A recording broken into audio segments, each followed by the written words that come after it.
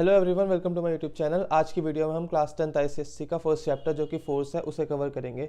पूरा चैप्टर इसी वीडियो में कवर हो जाएगा। इसके बाद तुम्हें और कोई वीडियो देखने की जरूरत नहीं है, बस तुम अपने प्रीवियस ईयर क्वेश्चंस करना और you are good to go for your exams. ठीक है, अब चलो, अब एग्जाम तो वैसे भी बहुत पास आने वाले हैं तुम्हारे, तो बिना टाइम वेस्ट करे हेडिंग डाल दो फोर्स की। अब भाई फोर्स तो तुम्हें पता ही होगा कि क्या होता है, नहीं पता तो मैं बता देता हूँ। Force is a push or pull that changes state of body. ठीक है, फोर्स क्या है? किसी को हम धक्का मार दें, पुश कर दें या खींच लें, ठीक है, जिससे उसकी बॉडी की स्टेट चेंज हो जाए। ठीक है, तो force is a push or pull that changes state of rest or motion of body. ठीक है, state of rest or motion of body से क्या मतलब होगा? बताओ भाई। ये कि कोई बॉडी अगर रुकी हुई है तो उसमें मैं फोर्स लगा के चला सकता हूँ, और कोई बॉडी अगर चल रही है पहले से तो मैं फोर्स लगा के उसे रोक सकता हूँ, और कोई अगर धीरे चल रहा है तो मैं उसे फास्ट करा सकता हूँ, और कोई फास्ट चल रहा है तो मैं उसे धीरे करा सकता हूँ। ठीक है, बेसिक। अब देखो, तुम्हारी मम्मी किचन में खाना बना रही है और हल्दी का डब्बा, नीचे वाला जो हल्दी का डब्बा होता है ना, उसकी हल्दी खत्म हो गई, ऊपर से डब्बा निकालना है। तो मम्मी ने क्या बोला कि तुम्हारे रूम पे जो टेबल पड़ी है ना, उस टेबल को तुम किचन में लेके आओ। अब तुम टेबल को किचन में कैसे लेके जाओगे? ऐसे बाहुबली की तरह उठा के तो लेके नहीं जाओगे, बड़ी टेबल है। ठीक है, और तुम वो अभी 10वीं क्लास के छोटे से बच्चे, तुम क्या करोगे? तुम अपनी टेबल को ऐसे धक्का मारोगे और धक्का मार के घसड़ते घसड़ते किचन में अपनी मम्मी के पास लेके जाओगे। ठीक है, सो क्या करोगे? तुम ऐसे उसको धक्का मारोगे, इधर तुमने फोर्स लगाया। अब तुमने इधर फोर्स लगाया तो तुम्हारी टेबल किधर जाएगी? बताओ। ऐसे तुम्हारी तरफ यहाँ तुमने धक्का लगाया, पीछे आ जाएगी या उधर ही जाएगी जहाँ तुमने फोर्स लगाया? ऑब्वियसली वहीं जाएगी जहाँ तुमने फोर्स लगाया। तो तुमने इधर फोर्स लगाया, सो इधर ही तुम्हारा जो टेबल है उसका मोशन हो जाएगा। ठीक है, सो यहाँ क्या हुआ? We applied force on a body. एक बॉडी पे हमने फोर्स अप्लाई करा जो कि अभी तुम्हारी टेबल है, और हमारी टेबल चलने लग गई। ठीक है, एंड इट स्टार्ट्स मूविंग। कैसे मूव कर रही है बताओ? तुमने फिर वो टेबल को धक्का मारोगे तो कैसे मूव करेगी? सीधी सीधी एक लाइन में ही चलेगी ना, ऐसे अपने आप मुड़ेगी तो नहीं। मुड़ने के लिए तुम्हें उसे ऐसे धक्का देना पड़ेगा ना। तो तुम अगर सीधे धक्का दोगे उसे तो वो सीधी सीधी तो चलती रहेगी। ठीक है, सो देखो, we apply force on a body and it start moving in a straight line. देखो, लाइन किस डायरेक्शन में? अलोंग डायरेक्शन ऑफ फोर्स, जिस साइड तुमने फोर्स लगाया। अब इसको क्या हम इसको बोलते क्या है हम, कि जब हम किसी बॉडी पे फोर्स लगाएं और वो फोर्स की डायरेक्शन में चलने लग जाए, उसे हम बोलते हैं हमारा रेक्टिलिनियर मोशन, जो कि तुमने अपनी क्लास 9th में पढ़ा भी होगा।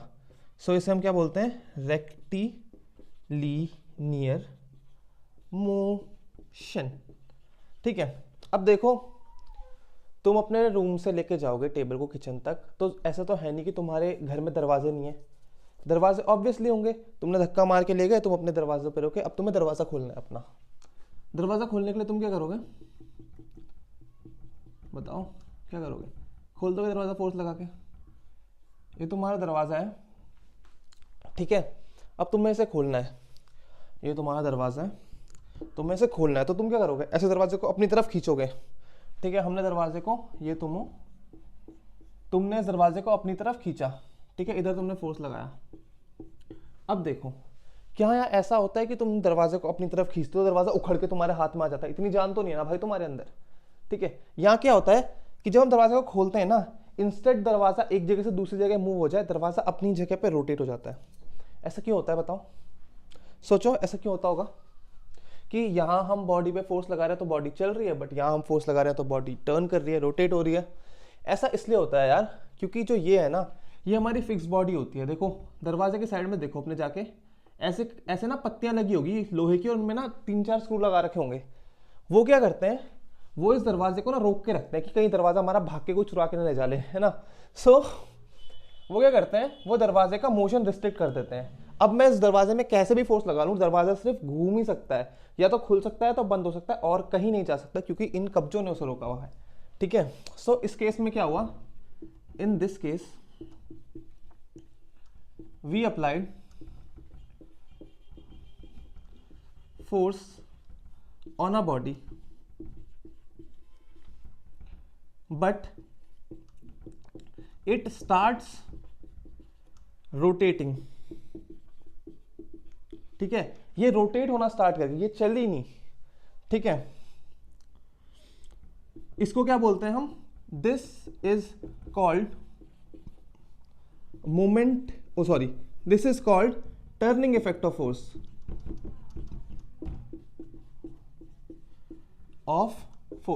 ठीक है। जब भी हम किसी बॉडी में फोर्स लगाएं और वो टर्न हो जाए, घूम जाए, तो हम बोलेंगे टर्निंग इफेक्ट ऑफ फोर्स हो रहा है, ठीक है। और अगर हम किसी बॉडी पे फोर्स लगाएं और वो चलने लग जाए, ठीक है, मतलब along the direction of force, तो हम क्या बोलेंगे कि हमारा रेक्टिलिनियर मोशन हो रहा है। अब बताओ यहाँ रेक्टिलिनियर मोशन क्यों हुआ और यहाँ हमारा टर्निंग इफेक्ट ऑफ फोर्स क्यों हुआ, भाई बताओ। देखो यहाँ ना इस बॉडी को रोकने वाला कोई नहीं है, ठीक है, ये बॉडी पाइवेटेड नहीं है। पाइवेट मतलब जैसे यहाँ पे देखो, यहाँ पे कब्जे लगा रखे हैं ना, तो ये बॉडी इस पॉइंट के अबाउट पाइवेटेड है। अब पाइवेट से होता क्या है कि तुम्हारी बॉडी का मोशन ना रिस्ट्रिक्ट हो जाता है, वो सिर्फ तुम्हें घूमना अलाउ करेगी, ठीक है। सो देखो इस केस में क्या है, हमारी बॉडी फ्री है, क्या है, फ्री। सो हमारी फ्री बॉडी पे जब भी हम फोर्स लगाएंगे सो वो हमारे फोर्स की डायरेक्शन में मूव होने लग जाएगी, ठीक है। बट ये देखो ये क्या है, हमारी पाइवेटेड बॉडी। जब हम किसी पाइवेटेड बॉडी में फोर्स लगाते हैं तो instead of moving in a straight line it turns about the pivot, और उसी को हम बोलते हैं turning effect of force. So ये क्या है, हमारी पाइवोटेड बॉडी। चलो इसे नोट करो, बाकी आगे का पढ़ते हैं, ठीक है। फिर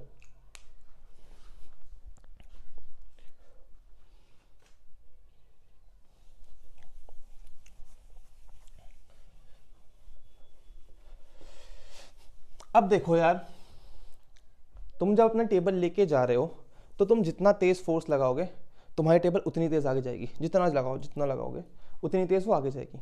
और तुम कहीं पे भी लगाओ, जैसे ये टेबल है ना, मैं चाहे ऊपर फोर्स लगाऊं चाहे नीचे फोर्स लगाऊं, मेरी टेबल आगे जाएगी ही जाएगी, ठीक है। और वो उतनी स्पीड से जाएगी जितनी स्पीड से ऊपर से फोर्स लगाने में जा रही थी, ठीक है, ठीक है भाई। सो इसमें क्या हो रहा है, हेयर मोशन कितना तेज या कितना धीरे होगा वो किस पे डिपेंड कर रहा है, हमारे फोर्स में, डिपेंड्स ऑन फोर्स ओनली, ठीक है। सिर्फ फोर्स पे डिपेंड कर रहा है, ये डिपेंड नहीं कर रहा कि मैं कहाँ लगाऊं, मैं कहीं पे भी फोर्स लगा दूं लेकिन वो बॉडी के अंदर होना चाहिए, तो ये मेरा जो डब्बा है ना या मेरी जो टेबल है वो चल जाएगी। पर दरवाजे के केस में क्या ऐसा होता है, बताओ। तुम कहीं पे भी फोर्स लगा के अपने दरवाजे को खोल सकते हो, ये तुम्हारा दरवाजा है। अब जरा जाके ट्राई करो जहां पे तुम्हारे कब्जे लगे हुए ना, जहां पे तुम्हारे ये हिंजेस हैं, इसी पॉइंट के अबाउट तुम जरा फोर्स लगा के देखो, ये तुम हो, यहां से पकड़ के खींचने का ट्राई करो, हैंडल नहीं होगा, नहीं खींच पाओगे, धक्का मारने का ट्राई करो, चलो ठीक है। यहाँ पे इस पॉइंट पे तुम क्या ऑब्जर्व करोगे, तुम चाहे कितनी भी जान लगा लो, चाहे बाहुबली को भी बुला लो, ये दरवाजा उखड़ जाएगा, दरवाजा एक बार में ना उखड़ के निकल जाएगा, बट जो है वो टर्न नहीं करेगा। ऐसा क्यों बताओ, ऐसा क्यों कि यहाँ पे मैं फोर्स लगा रहा हूँ तो मेरा दरवाजा टर्न हो रहा है और यहाँ पे मैं फोर्स लगा रहा हूँ तो मेरा दरवाजा टर्न नहीं हो रहा है। इसका मतलब तो यही हुआ ना कि जो हमारा टर्निंग इफेक्ट है फोर्स का, वो सिर्फ और सिर्फ हमारे फोर्स पे डिपेंड नहीं कर रहा है, वो उस पर भी डिपेंड कर रहा है कि हमारा फोर्स कहाँ लग रहा है, ठीक है। क्योंकि देखो यहाँ पे फोर्स लग रहा है तो हो रहा है भाई, यहाँ पे फोर्स लग रहा है तो नहीं हो रहा है, तो वो दोनों चीज पे डिपेंड करता है हमारा टर्निंग इफेक्ट, कि फोर्स कितना लग रहा है और फोर्स कहाँ लग रहा है, ठीक है। सो क्या होता है कि here door does not open, और इसी से हमें क्या पता चलता है कि जो हमारा टर्निंग इफेक्ट है वो सिर्फ और सिर्फ फोर्स पे डिपेंड नहीं कर रहा, वो उस पर भी डिपेंड कर रहा है कि हमारा फोर्स लग कर रहा है, ठीक है। So we can say that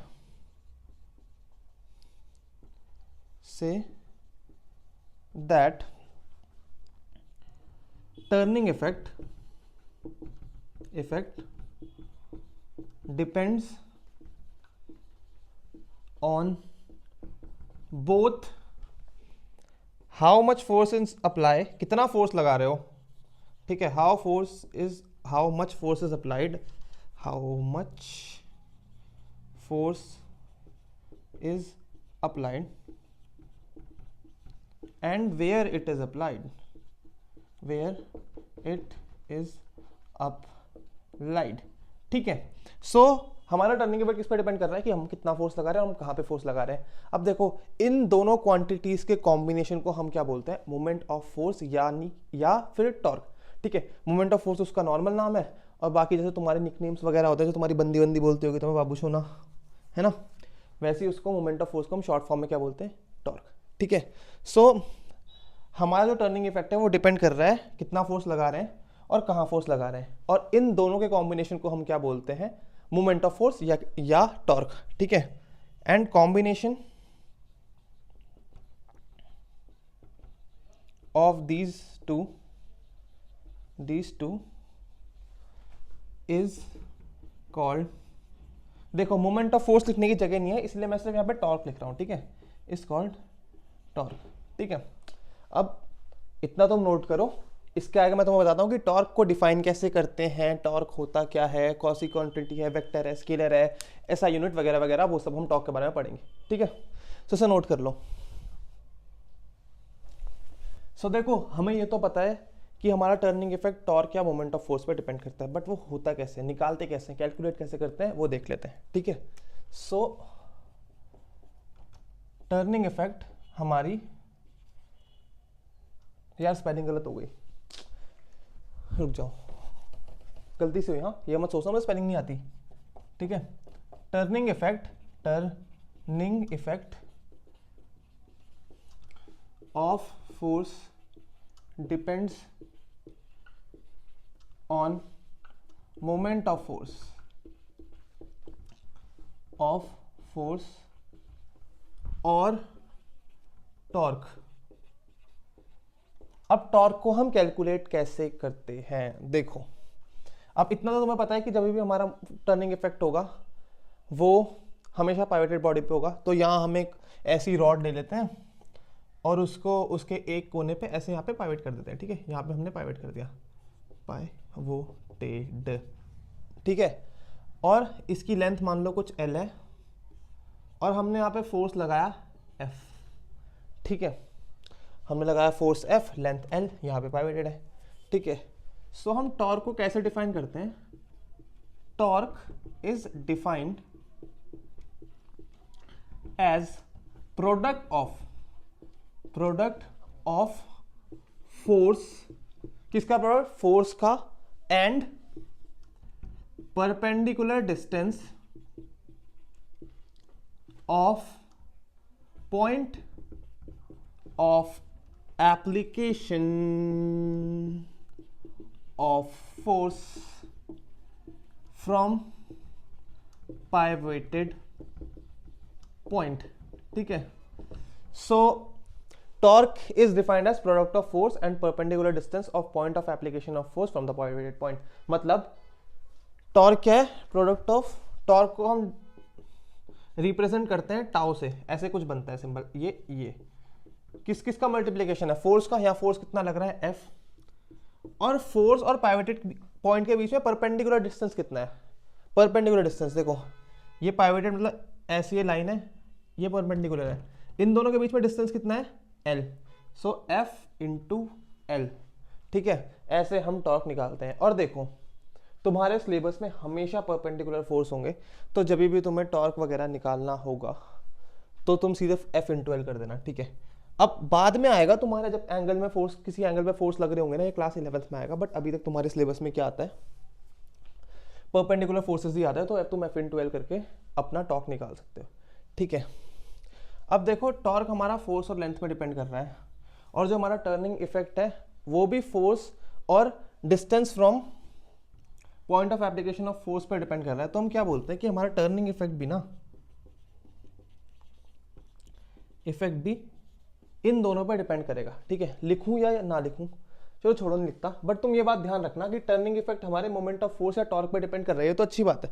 ठीक है, ये भी बिल्कुल सही है, बट दूसरा क्या है कि हमारा टर्निंग इफेक्ट टॉर्क पे डिपेंड कर रहा है, और टॉर्क हमारा फोर्स और perpendicular distance of point of application of force from the pivoted point पे डिपेंड कर रहा है। तो अल्टीमेटली हमारा जो टर्निंग इफेक्ट है वो भी तो इन दोनों चीजों पर डिपेंड करेगा, इन्हीं का कॉम्बिनेशन तो टॉर्क है। तो जिस पे टॉर्क डिपेंड करेगा उस पे हमारा ये टर्निंग इफेक्ट भी डिपेंड करेगा। ये मैं लिख देता हूँ यार, क्योंकि इससे ना क्वेश्चन आ सकते हैं, 2 बार आ रखा है प्रीवियस ईयर क्वेश्चन में, ठीक है। सो टर्निंग इफेक्ट डिपेंड्स ऑन पहला तो किस पे डिपेंड करेगा, ये फोर्स पे, हम कितना फोर्स लगा रहे हैं। दूसरा डिपेंड करेगा हम कहाँ फोर्स लगा रहे हैं, distance of point of application of force from pivoted point, और इसको डिस्टेंस ना करके परपेंडिकुलर डिस्टेंस कर लेना, और ज़्यादा अप्रोप्रिएट होगा तुम्हारे लिए, ठीक है। सो चलो इसे नोट करो, फिर मैं बताता हूँ टॉर्क हमारी वेक्टर क्वांटिटी है, स्केलर क्वांटिटी, ठीक है। ऐसा यूनिट वगैरह निकालते हैं, उसके बाद हम अपने क्वेश्चन करेंगे न्यूमेरिकल्स, ठीक है।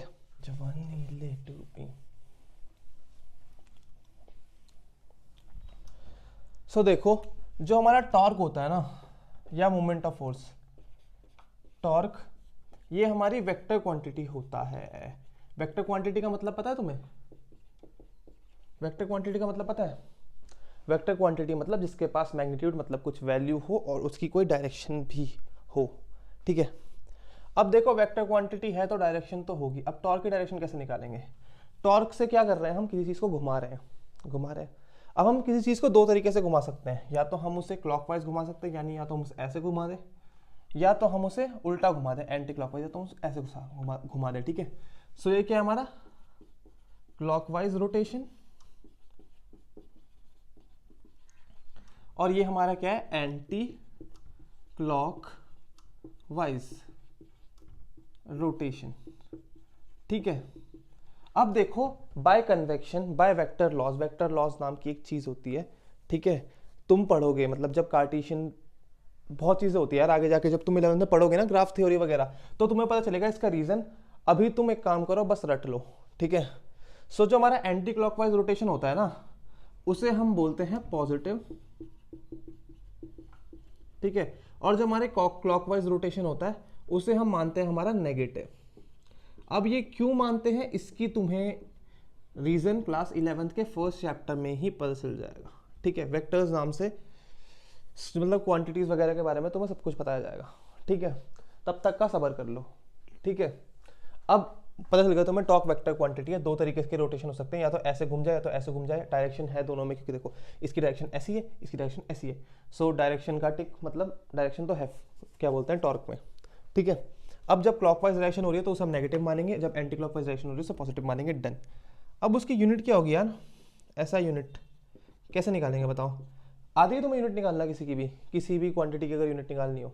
नहीं आती तो मैं तुम्हें बताता हूँ कैसे निकालते हैं। देखो टॉर्क का पहले तो फॉर्मूला लिख लो, टॉर्क जिसे हम टाउ से डिपेंड करते हैं, equal to force into perpendicular distance from point of application of, ये पूरा लिखते रहना आगे तुम, ठीक है। अब हमें कुछ नहीं करना, हमें चाहिए unit of torque in SI, बस वही सिंपल फॉर्मूला छेप देंगे, फोर्स की SI यूनिट, बीच में प्लस माइनस मल्टीप्लाई जो भी होगा, और आगे परपेंडिकुलर डिस्टेंस की यूनिट। अब देखो फोर्स की SI यूनिट क्या होती है, इतना पता होगा तुम्हें, न्यूटन, ठीक है, मल्टीप्लाइड बाय डिस्टेंस की SI यूनिट क्या होती है, मीटर। सो टॉर्क की SI यूनिट क्या हो जाएगी, न्यूटन मीटर, इसे हम NM से रिप्रेजेंट करते हैं। और सिमिलरली जो हमारी वो CGS यूनिट होगी वो क्या होगी, डायन सेंटीमीटर, ठीक है। CGS क्या होगी हमारी, डायन सेंटीमीटर, जो तुम्हें कभी कभी तो अपनी बंदी लगती होगी, ठीक है। चलो इतनी थ्योरी काफ़ी है, अब ज़रा क्वेश्चन में करते हैं फटाफट, एक क्वेश्चन फिर एक कॉन्सेप्ट फिर एक क्वेश्चन, ठीक है। चलो भाई, QUESTION क्वेश्चन नंबर 1, ठीक है। तुम्हें एक नट खोलना है, तुम्हारी गाड़ी है, तुम्हारा गैराज है, तुमने पढ़ाई लिखाई नहीं करी, तुम क्लास 10th में फेल हो गए, तुम्हारे घर वालों ने तुम्हें गैरेज में छोड़ दिया कि जा वहाँ मजदूरी कर, ठीक है। उस केस का सोचो, तुम पूरे काले पीले पड़े हो, बने हुए भयंकर ग्रीस से। सो तुम्हें एक गाड़ी का नट खोलना है, तुम्हें गाड़ी का इंजन ऑयल चेंज करना है, कुछ करने के लिए तुम्हें नट खोलना है। अब नट खोलने के लिए तुम्हें चाहिए 1000 न्यूटन मीटर का टॉर्क, ठीक है, to open a bolt you require 1000 newton metre torque. ठीक है, अब 1000 न्यूटन मीटर का टॉर्क तुम नहीं निकाल सकते ना, तुम्हारे छोटे छोटे नन्हे नन्हे बच्चों जैसे आते हैं। ठीक है, तो तुम कितना लगा सकते हो at max? You can apply a force of 500 Newton at max. ठीक है, हमें निकालना है मिनिमम लेंथ ऑफ स्पैनर। ठीक है, सबसे कम सबसे छोटा कौन सा पाना तुम यूज करो जिससे तुम इस चीज को खोल पाओ। ठीक है, अब सबसे छोटा पाना तो उतना ही होगा ना जिसका टॉर्क इस टॉर्क के बराबर हो जाए, क्योंकि तुम्हें कम से कम तो 1000 टॉर्क चाहिए। देखो, तुम्हें पार्टी में जाना है, क्लब में जाना है, क्लबिंग करनी है, तुम्हें एंट्री है 1000 रुपए। तुम्हें क्लब एंटर होने के लिए एटलीस्ट 1000 रुपए तो चाहिए ही चाहिए। ठीक है, उसके बाद तुम पे 2000 हो 3000 हो वो तो और अच्छी बात है, तो तुम्हें एटलीस्ट बताना है ना, तो एटलीस्ट तुम्हें 1000 न्यूटन मीटर का टॉर्क तो चाहिए। ठीक है, सो टॉर्क जितना हमें चाहिए इक्वल टू टॉर्क जितना हम अप्लाई करने वाले हैं। ठीक है, हमें कितना चाहिए? 1000 न्यूटन मीटर का। कितना हम अप्लाई कर सकते हैं? Force into perpendicular distance that dot. ठीक है, चलो जो भी होता है आगे। ठीक है, हमने मान लिया 100 न्यूटन मीटर का हमने फोर्स लगाया। अब देखो यहाँ पे मैं force into perpendicular distance of point of application of force में पता है क्या मान रहा हूँ कि तुम जो फोर्स लगा रहे हो ना वो तुम बिल्कुल पाने के एज में लगा रहे हो। जैसे ये तुम्हारा नट है, ये तुम्हारा पाना है,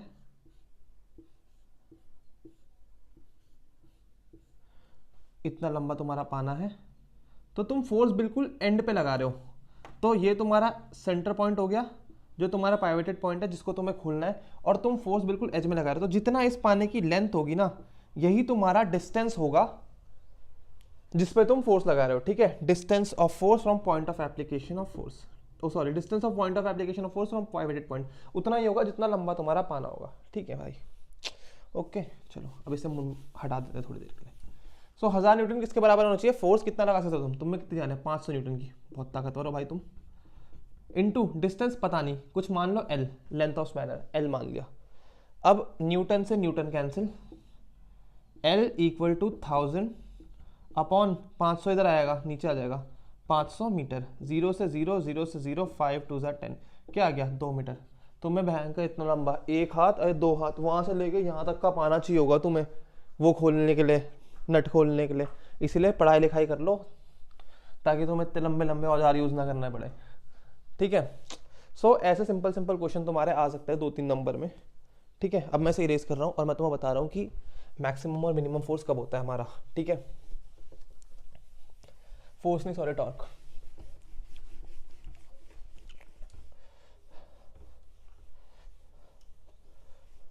सो अब बात हम करते हैं कि हम अपने टॉर्क को कैसे बढ़ा सकते हैं, कैसे मैक्सिमाइज कर सकते हैं और कैसे मिनिमाइज कर सकते हैं। ठीक है, सो हाउ या मेथड्स टू इंक्रीज टॉर्क। हमारे मेथड्स टू इंक्रीज टॉर्क। अब देखो हमारा टॉर्क है जो that is product of force into distance of application of force from the pivoted point. ठीक है, या तो हम मान ले कि लेंथ कितनी दूर हम मान रहे, कितनी किस लेंथ पे हम फोर्स लगा रहे हैं। ठीक है, फोर्स इनटू लेंथ जहां हम लगा रहे हैं। तो देखो टॉर्क बढ़ाने के लिए या तो मैं फोर्स इंक्रीज कर दूं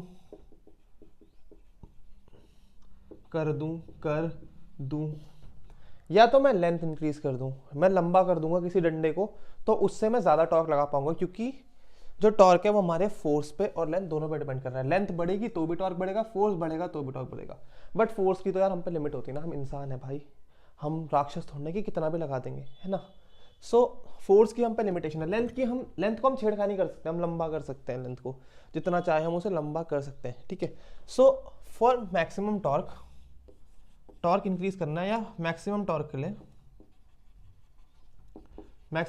लिए जैसे ये है तुम्हारा कोई वो डंडा और यहाँ पे पाइवेटेड है, मैक्सिमम टॉर्क के लिए तुम क्या करोगे, ये जो पाइवेटेड पॉइंट है ना, इससे सबसे दूर फोर्स लगा दो, डिस्टेंस तुम्हारा मैक्स हो गया। इससे ज़्यादा दूर तुम जा ही नहीं सकते, क्यों? क्योंकि तुम्हारा वही औजार ही खत्म हो गया भाई। डंडे से बाहर जाके तो फोर्स किस पे लगाओगे, हवा में थोड़ा फोर्स लगाओगे, है ना।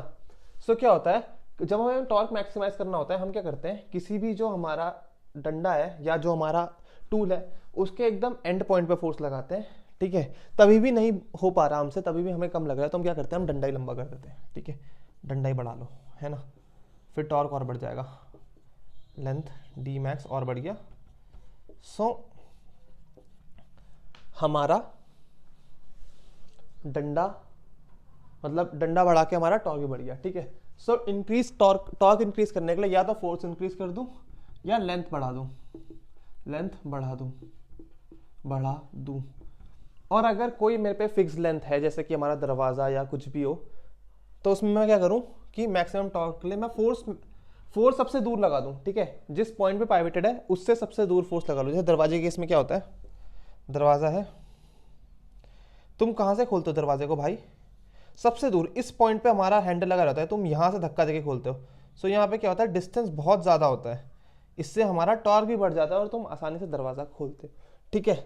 सो मैक्सिमम टॉर्क के लिए जब हमारा दरवाज़ा या हमारा कोई भी ऑब्जेक्ट फिक्स्ड है, हम क्या करेंगे, apply force at maximum distance from pivoted point, ठीक है। इसी को क्या बोलते हैं हम अपना, मतलब सॉरी, इसी की वजह से हमारे क्या होता है, दरवाजे का हैंडल बहुत दूर दूर होता है और हमारे पाने लंबे लंबे होते हैं। देखा होगा तुमने कभी गाड़ी या तुमने ट्रक का टायर पंचर हुआ होगा, तुमने देखा होगा उसके जैक का जो डंडा होता है वो बहुत लंबा लंबा होता है। इसलिए होता है क्योंकि जितनी दूर फोर्स लगाओगे, जितना लंबा तुम्हारा डंडा होगा, उतना ज़्यादा तुम्हारा टॉर्क लगेगा, ठीक है। सो जो भी ये क्वेश्चन आते हैं कि why door handle is at edge, या why car jack has long handle, इन सब का एक ही रीज़न है, टू मैक्सिमाइज टॉर्क बढ़ाने के लिए ही ये सारी झंझट, ये सारा झमेला हम अपना कर रहे हैं, ठीक है। चलो अब टॉर्क वॉर्क के बारे में इतना बहुत है, ठीक है, बहुत है। इससे ज़्यादा तुम्हारे सिलेबस में आ गया ना, मेरा नाम बदल देना भाई, इससे बाहर का, ठीक है। अब हम आगे एक चीज़ पढ़ते हैं, इक्विलिब्रियम के बारे में। इक्विलिब्रियम क्या होता है, इक्विलिब्रियम का तुम अगर डिक्शनरी में सर्च करोगे या ऑनलाइन सर्च करोगे तो इक्विलिब्रियम का मतलब आएगा to a state of balance, ठीक है। तो अब हमें क्या करना है, बैलेंस के बारे में पढ़ना है, इक्विलिब्रियम के बारे में पढ़ना है, ठीक है। मैं इसे रेस कर रहा हूँ।